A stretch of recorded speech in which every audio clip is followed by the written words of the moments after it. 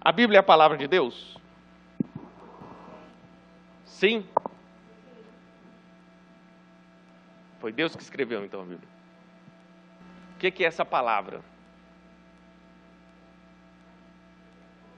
A palavra. Nós não alteramos as palavras bíblicas? Então a gente altera a palavra de Deus. Faz pergunta difícil, não, né?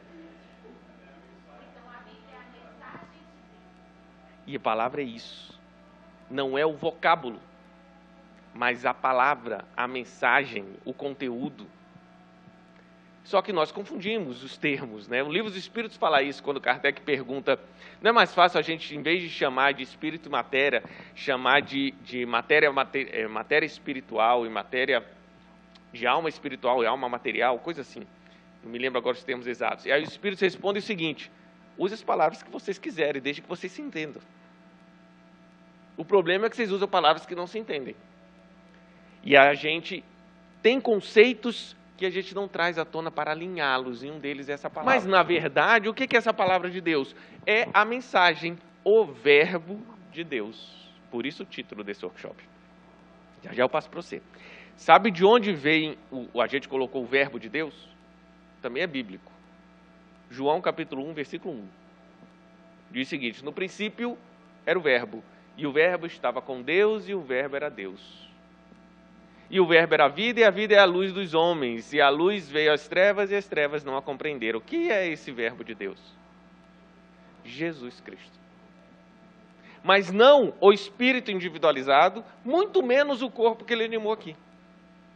O verbo de Deus é a palavra de Deus manifesta, é a vontade de Deus exercida, que para nós se manifestou por meio de um espírito chamado Jesus Cristo.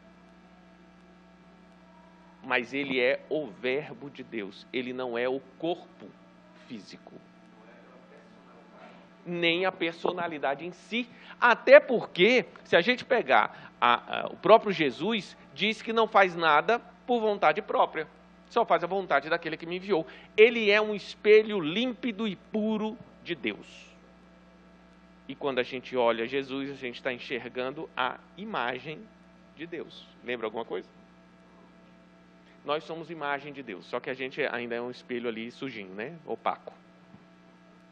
Jesus é límpido, mas ele representa o verbo de Deus. E quando a gente enxergar Jesus nos textos bíblicos, e essa é a nossa proposta, nós não vamos ver o corpo, nem a individualidade. Nós veremos o verbo de Deus. Ok? Vai ser um exercício. A nossa tendência é a gente ver a individualidade ou o corpo. Jesus crucificado. A gente vai pensar no corpo. Quando, na verdade, quando que nós crucificamos o verbo de Deus em nossas vidas?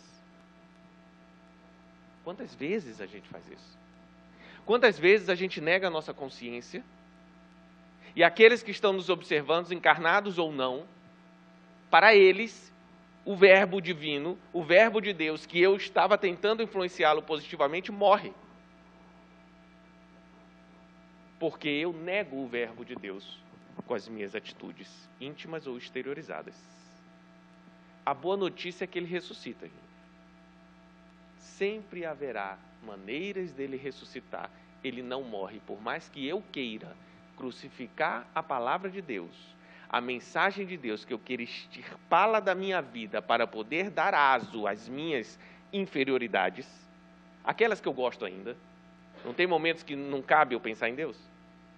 Estou curtindo determinada coisa, não dá para pensar em Deus, que corta o clima. Porque nós não estamos estáveis na sintonia superior. Somos aprendizes e não mestres. Essas horas eu quero tirar Deus do meu mundo. Como nós fizemos lá antigamente, querendo tirar o verbo de Deus manifesto em Jesus do nosso mundo. Só que o nosso mundo era material e eu achava que matando o corpo eu matava o verbo divino. Agora a coisa já está mais etérea, já está mais moralizante. E a gente consegue refletir nesse sentido.